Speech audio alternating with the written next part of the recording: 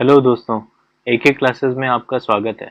NCERT polity की series में आज हम क्लास 7th का चैप्टर 4 करेंगे, जो है लड़के और लड़कियों के रूप में बड़ा होना। इस सीरीज में हम एनसीईआरटी को इस तरह से पढ़ रहे हैं कि हमें नोट्स ना बनाने पड़े और इन्हीं वीडियो से हमारा रिवीजन भी हो सके। यदि आपने लास्ट लेक्चर नहीं देखा है तो प्लेलिस्ट का लिंक डिस्क्रिप्शन में है, उसे अवश्य देख लें।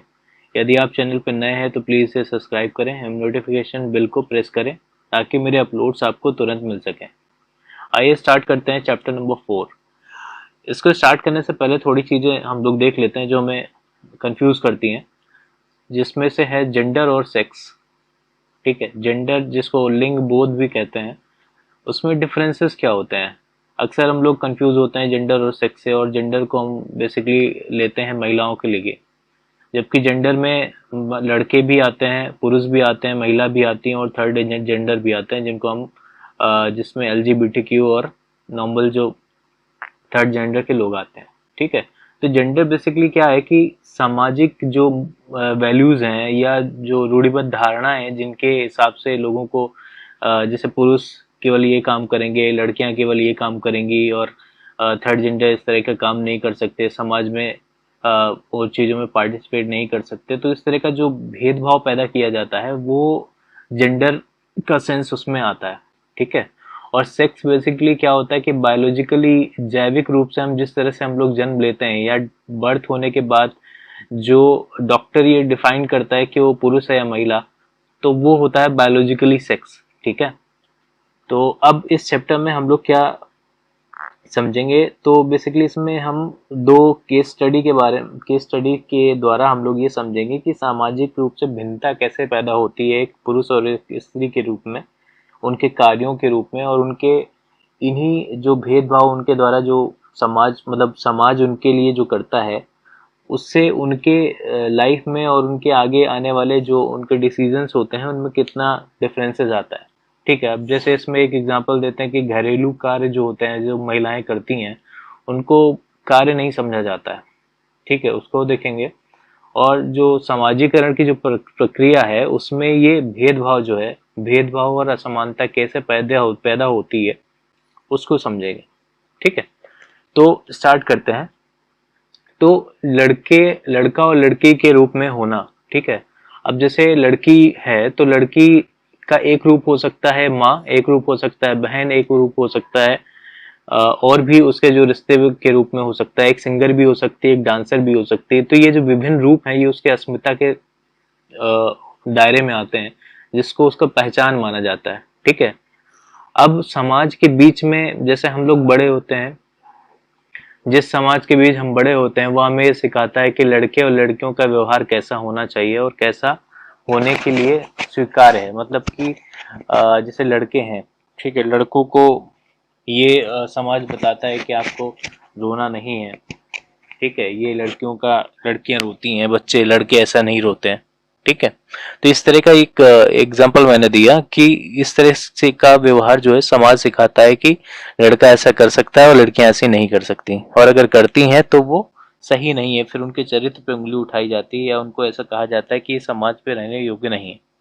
ठीक है, तो इस तरह से चीजें डिफाइन की जाती हैं। तो लड़के और लड़कों को जो लड़कियों को जो अलग अलग भूमिका दी जाती है वही उनके भविष्य में स्त्री और पुरुष की भूमिका तैयार करती है। ठीक है, इसको इस चैप्टर में हम लोग देखेंगे। ठीक, तो एक एग्जाम्पल दिया गया है कि 1920 के दशक में समोआ आइलैंड है प्रशांत महासागर में, वहां के बच्चों का किस तरह से वो लोग ग्रो अप होते हैं, उनका कैसा समाज रहता है उसके बारे में बताया गया है। तो समोवन समाज है उसमें एक रिसर्च की गई थी 1920 के दशक में, जहाँ क्या होता था कि बच्चे स्कूल नहीं जाते थे, तो बड़े बच्चे और वयस्कों से बहुत सारी बातें सीखते थे वो। और जैसे कि छोटे बच्चों की देखभाल कैसे करना है, घर का काम कैसे करना है, और द्वीपों पे मछलियां जो पकड़ने के लिए लोग जाते थे वो सीखते रहते थे। ठीक है, तो किशोर जो है बच्चे वो सुदूर यात्रा करके जाते थे और मछलियां पकड़ते थे। तो छोटे बच्चे जैसे ही मान लो चलना शुरू कर दिए, ठीक है, तो चलना शुरू कर दिए तो उनकी माताएं और बड़े लोग जो है उनकी देखभाल करना बंद कर देते थे।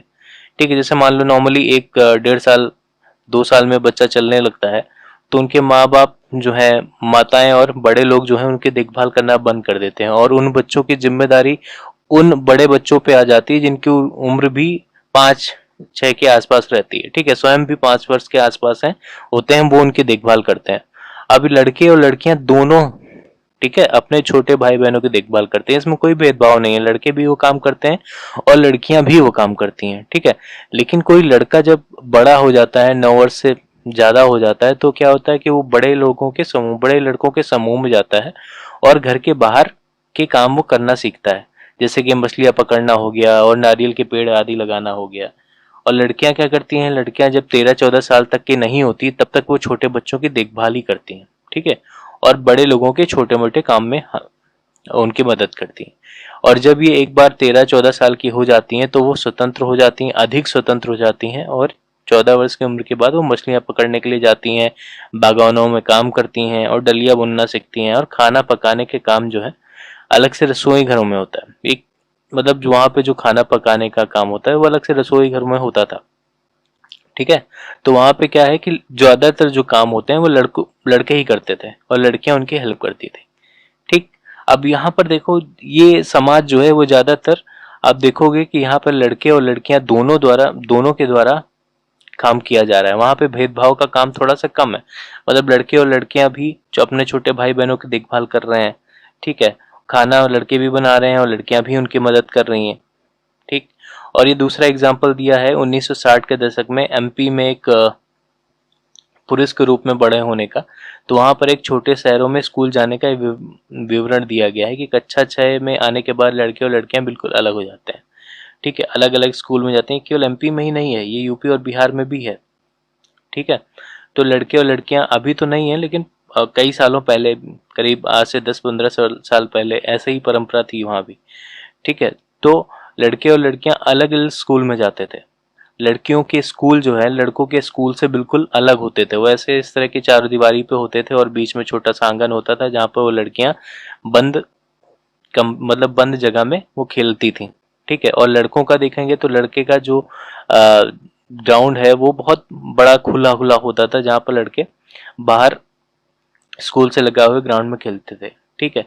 और स्कूल के हर शाम स्कूल के बाहर जो है सैकड़ों जो लड़के हैं लड़कियां, अब लड़के बाहर खड़े रह सकते हैं, ठीक है, साइकिल इधर उधर घुमाते हैं करतब दिखाने के लिए या इधर उधर घूमने के लिए, रास्ते में खड़े होने के लिए।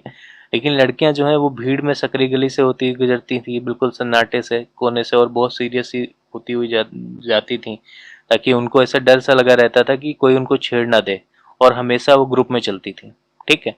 तो इस तरह से वहाँ होता रहता था। अब इन दो एग्जाम्पल में उन्होंने मतलब ये बताने की कोशिश की है कि सामाजिकरण, ठीक है, वो अलग अलग समाज में अलग अलग होता है। जरूरी नहीं है कि हम जिस परसेप्शन में हम खुद पले बले हैं, बड़े हैं, हमको ऐसा लगता है कि हमारा बचपन ऐसा है तो सबका ऐसा होगा, तो ऐसा नहीं है, ठीक है। अगर हम देखें कि हमारे ग्रैंड पेरेंट्स का है, अगर हम उनसे पूछें कि आपका बचपन कैसा बीता था, तो वो कुछ अलग ही बताएंगे, ठीक है। तो जैसे हर एक बच्चे एक तरीके से नहीं बड़े होते, ठीक है, हम सोचते हैं कि ऐसा होता होगा लेकिन ऐसा होता नहीं है। यदि हम अपने परिवार के बुजुर्गों से बात करेंगे तो हम पाएंगे कि उनका जो बचपन है वो हमारे बचपन से काफी भिन्न है, ठीक है। हम यह भी अनुभव करते हैं कि समाज में लड़के और लड़कियों के स्पष्ट अंतर देखा जाता है, ठीक है, समाज जो है अंतर करता है। यह बहुत कम आयु से शुरू हो जाता है। आप प्राय देखते होंगे कि छोटे बच्चों के लिए जो खिलौने दिए जाते हैं उसमें लड़कों को कार दी जाती है और लड़कियों को गुड़िया, ठीक है। खिलौने दोनों मतलब दोनों में खेलने में मजा आता है, दोनों आनंददायक हो सकते हैं, लेकिन लड़कियों को गुड़िया और लड़कों को कारें क्यों? ये ऐसा इसलिए दिया जाता है कि लोग ये परसेप्शन रखते हैं कि लड़कियां गुड़ियों में ही खेलेंगी, वो भावुक होती हैं, इमोशनल होती हैं, केयरिंग होती हैं, लड़के ऐसे नहीं हो सकते, ठीक है। तो यही सब जो व्यवहार है ये आगे जाके उनके भविष्य को अलग होने का एक दिशा प्रदान करता है, ठीक है। प्राय प्रतिदिन छोटी छोटी बातों में ही हमारे सामने ये सब चीजें रखी जाती हैं, जैसे कि बच्चे, लड़के रो नहीं सकते, ठीक है, लड़का तो बहादुर होता है, रोबीले में चलेगा, लड़की को धीरी आवाज में बात करनी है, वो तेज से बोल नहीं सकती, ठीक है। तो ये सब चीजें जो है वो लड़के और लड़की में भेद करती हैं, ठीक है। इससे क्या होता है कि वो आगे उनकी जो विशिष्ट जो भूमिकाएं हैं उनके जीवन में, उनके व्यवसायों पर, अब जैसे मान लो कि छोटे बच्चे को तुम अब बचपन में ही उसको कार, गाड़ी या बंदूक खेलने को दे रहे हो, और लड़की को वही खाना पकाने की जो किट आती है छोटी सी वो दे रहे हो, फ्राक वगैरह दे रहे हो, और उनको गुड़िया दे रहे हो, तो वो तो बचपन में यही सोचेगी कि हमें आगे जाके यही काम करना है। ठीक है। अब एक यहाँ पर एग्जाम्पल दिया गया है कि कैसे अ, माँ का जो मतलब घर पे जो काम होता है, घरेलू जो काम है, उसको कितना अवमूल्यित किया जाता है, उसकी कोई वैल्यू ही नहीं होती। पुरुष समाज जो है वो ये सोचता है कि औरतें जो घर पे काम करती हैं उनकी कोई वैल्यू ही नहीं है। ठीक है, वो कोई काम ही नहीं करती क्योंकि उसकी कोई अर्निंग नहीं होती। ठीक है, एक एग्जाम्पल यहाँ पे दिया है कि जो लेडी है वो एक दूसरे घर पे जाती है, जिनकी जो महिला है, मतलब उसको ऐसा लगता है कि घर पे जो काम करने वाली जो लेडी है वो कोई काम ही नहीं करती है क्योंकि वो घरेलू महिला है। तो उससे क्या होता है कि एक सिचुएशन ऐसी क्रिएट होती है कि वो लोग एक दिन की छुट्टी का करते हैं कि आज मतलब आज हम लोग छुट्टी लेते हैं और केवल हमारे जो पुरुष हैं या बच्चे हैं वही मिलके काम करेंगे, और जो महिला जो हमेशा काम करती थी घर का, वो एक दिन के लिए छुट्टी लेती है। तो उससे क्या होता है कि सिचुएशन ऐसी क्रिएट होती है कि पूरा घर अस्त व्यस्त हो जाता है। ठीक। तब उनको ये समझ में आता है कि नहीं, घर का काम भी जरूरी होता है, उसमें भी बहुत मेहनत लगती है। तो यही कार्टून में ये पूरा वही सब चीजें दिखाई गई हैं। तो अधिकांश समाजों में ये होता है कि पुरुष और स्त्रियों की भूमिका और उनके कामों को महत्व नहीं दिया जाता, इक्वालिटी नहीं है उसमें। ठीक है। तो अब जैसे घरेलू कामों का मूल, तो इसमें जो ऊपर है उसमें हरमीत के परिवार को कभी नहीं लगता था कि ऐसा है कि जसप्रीत का घर जो काम करती थी वो वास्तव में कोई काम है। ठीक है, वो कोई काम ही नहीं करती घर पे, उसका ऐसा फील होता था। ठीक है, तो ये कोई निराली बात नहीं है, हर घर में ऐसा होता है, मतलब इंडिया में भी ये सब चीजें होती हैं। ठीक। और सारी दुनिया में देखेंगे घर के काम की जो मेन जिम्मेदारी अगर देखेंगे तो महिलाओं पे ही होती है। जैसे कि देखभाल का काम करना होता है, परिवार का ध्यान देना होता है, विशेषकर बच्चे बुजुर्ग बीमार जो हैं उनका ध्यान देना होता है। और ऊपर वाली स्टोरी में एक और महिला थी जिसका नाम था मंगला, उसके बारे में आगे अभी देखेंगे। तो क्या होता है कि ये माना जाता है कि ये घर का जो काम है वो स्वाभाविक रूप से महिलाओं का ही काम है। ठीक है। और इसलिए उनकी किसी मतलब उनको पैसे देने की भी जरूरत नहीं है। तो समाज इन कार्यों को अधिक महत्व नहीं देता। और समाज की क्या बात है, अब अपना जीडीपी कैलकुलेशन देखें तो जीडीपी में भी ये चीज नहीं जोड़ी जाती कि भाई वो काम है, ड्यूटी कर रहे हैं, उतनी मेहनत भी कर रहे हैं, लेकिन उनका कोई अर्निंग नहीं है, उसका कोई आउटपुट नहीं है ताकि हम उसको अपने जीडीपी में जोड़ सकें। ठीक है।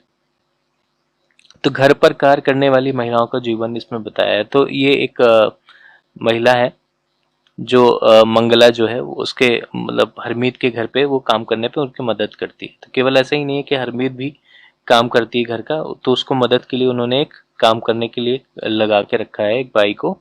तो वो बहुत सारे काम करती है, जैसे झाड़ू लगाना हो गया, सफाई करना हो गया, कपड़े धोना, बर्तन धोना, खाना पकाना, छोटे बच्चे बुजुर्गों की देखभाल करना आदि वो काम करती है।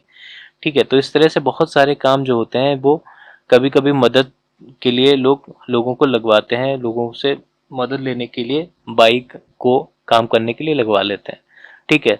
तो उसमें क्या होता है कि तब भी उनका जो काम है उनको घरेलू काम करना होता है, तो उस घरेलू काम को अधिक महत्व नहीं दिया जाता है। इसकी वजह से उनको मजदूरी भी कम मिलती है, और जबकि उनका काम इतना हेक्टिक होता है कि सुबह 5 बजे से उठकर उनको देर रात 12 बजे तक काम करना पड़ता है। जी तोड़ मेहनत के बावजूद भी उन्हें उतना सम्मान नहीं मिलता जितना वो काम करते हैं।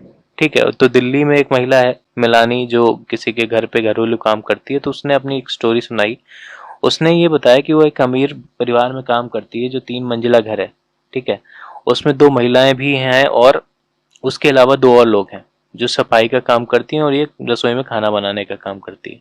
तो रोज क्या होता है, रोज दिन में वो सुबह 5 बजे उठती है और नाश्ते में उसको केवल एक प्याला चाय और 2 सूखी रूखी रोटियां मिलती हैं। तीसरी रोटी उसको कभी मिली ही नहीं सुबह।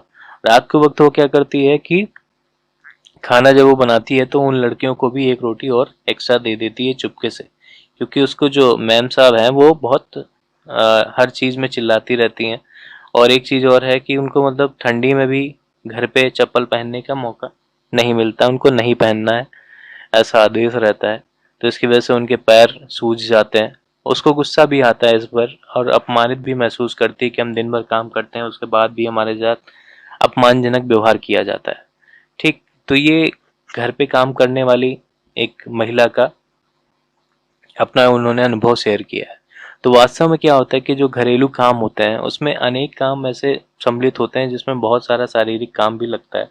अब जैसे मान लो शहर में तो नहीं है, लेकिन गांव में भी अभी भी ऐसे क्षेत्र हैं जिसमें औरतों और लड़कियों को बहुत दूर दूर से पानी लेके आना पड़ता है। ठीक है, जो लोग घर पे गाय वगैरह पालते हैं तो उनको और एक्स्ट्रा काम करना पड़ जाता है। ग्रामीण क्षेत्रों में स्त्रियां और लड़कियों को जो लकड़ियां काट के बाहर से लेके आनी पड़ती हैं सर पे ढो के, कपड़े धोना, सफाई और झाड़ू लगाना, और वजन के काम भी बहुत होते हैं जिसमें झुकने का, उठने का, सामान ले जाने का काम करने की जरूरत होती है। तो बहुत से ऐसे काम है, जैसे खाना बनाने का काम है, उसमें क्या है कि लंबे समय तक क्या है कि चूल्हे के सामने खड़ा रहना पड़ता है। तो जिससे क्या होता है कि स्त्रियों को जो काम करती हैं उसमें भारी थकान, ठीक है, और शारीरिक काम होता है। तो अगर यही काम अगर हम देखें तो हम देखते हैं कि ये काम अक्सर सोचा जाता है कि इस तरह का हेक्टिक काम पुरुष ही करते हैं, लेकिन घर पे जो काम होता है उसमें महिलाएं भी ऐसा करती हैं। घरेलू और देखभाल के अन्य कामों में एक अन्य पहलू ये है कि उसमें काम करने में लंबा समय लगता है। ठीक है, तो अगर मान लो कि कोई महिला है, वो घर पे भी काम करती है और अपने ऑफिस में जाती है, तो अगर उसका टोटल काम देखा जाए तो घर पे जो काम करती है सुबह 5 बजे से उठ के 12 बजे तक वो करती रहती है। अगर मान लो ऑफिस भी जा रही है तो वहां भी काम करेगी और घर का भी काम करेगी। तो एक यहाँ पर एक एग्जाम्पल दिया गया है जो कि इंडिया के केंद्रीय सांख्यिकी संगठन के आंकड़ों के अनुसार है। उसमें ये दिया है कि हरियाणा में जो लड़कियां रहती हैं, स्त्रियां जो काम करती हैं, जिनमें उनको वेतन मिलता है, तो एक हफ्ते में वो 23 घंटे काम करती हैं, और अवैतनिक जो घर पे काम करती हैं वो एक हफ्ते में 30 घंटे काम करती हैं। तो टोटल वो मिला के कितना काम कर रही हैं, 53 आवर्स। और यही पुरुष कितना काम कर रहे हैं, वेतन सहित उनको 38 घंटे काम कर रहे हैं, और घर पे जो वो काम कर रहे हैं वो केवल 2 घंटे का है। तो टोटल वो कितना किया, 40, और महिलाएं कितना कर रही हैं, 53। ठीक, एक एग्जाम्पल ये दिया तमिलनाडु का। तो ये तमिलनाडु में टोटल महिलाएं मिलाकर वेतन में और जो घर पे काम करती हैं वो 54 आवर्स करती हैं एक वीक में, और वहीं पुरुष कितना काम कर रहा है, 44 आवर्स। तो यहाँ पर आप देख रहे हैं कि कितना अंतर है, लगभग 13 का अंतर है, और यहाँ पर 10 आवर्स का अंतर है। ठीक है, तो एक सामान्य पुरुष से महिलाएं हमेशा अक्सर ये देखा गया है कि 10 से 12 घंटे वो ज्यादा ही काम करती हैं। तो महिलाओं का काम और जो समानता है उसका पहलू एक देखते हैं। तो महिलाओं के घरेलू और देखभाल के कामों को कम महत्व देना एक पारिवारिक या व्यक्ति का मामला नहीं है। स्त्री और पुरुष में ये जो समानता असमानता का जो बीज है ये बहुत पहले से ही है, ये सामाजिक व्यवस्था के ही भाग है। तो केवल ऐसे किसी को उपदेश देने से या किसी को व्यक्तिगत या पारिवारिक स्तर पर समझाने से ऐसा नहीं होगा। इसमें भी सरकार ने भी प्रयास किए हैं और हमारे संविधान ने भी समानता को मान्यता दी है।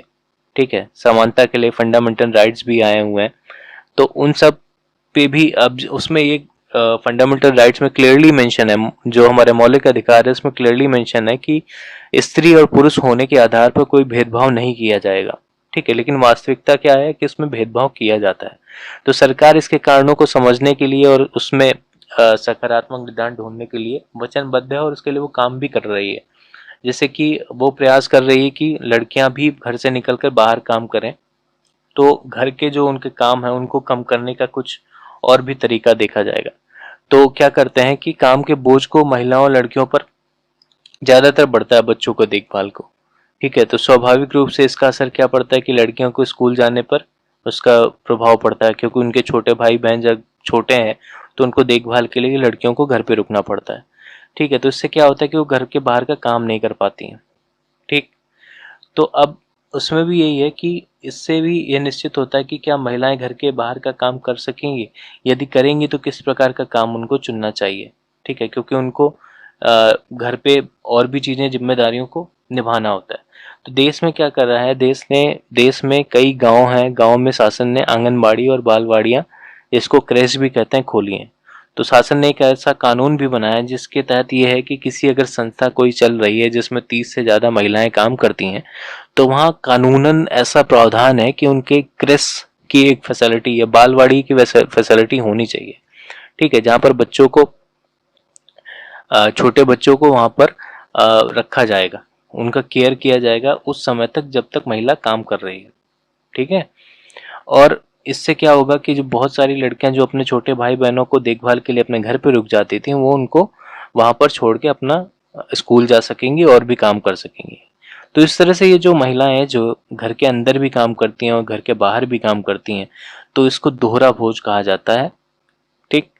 और जेंडर इक्वालिटी के लिए एसडीजी जो सस्टेनेबल डेवलपमेंट गोल हैं जिनको 2030 तक हमें पूरा करना है, उसमें जो टारगेट 5 है, फिफ्थ, उसको लैंगिक समानता से जोड़ा गया है। ठीक है। तो इस तरह से हमें ये समझ में आया कि ये भेदभाव जो है अभी भी है और इसको दूर करने की हमें बहुत ही ज़रूरत है, और उसके लिए एक सामाजिक और विचारिक बदलाव लाने की ज़रूरत है। अब यहाँ पर यह देखिए कि एक पोस्टर के माध्यम से ये दिखाया गया है कि महिलाएं बहुत सा काम करती हैं। ठीक है। ये सारे काम दिखाए गए हैं पिक्चर में। तो इस तरह से ये चैप्टर समाप्त होता है। धन्यवाद। अगर आपको ये वीडियो पसंद आता है तो प्लीज़ लाइक करें, शेयर करें और सब्सक्राइब करें। धन्यवाद।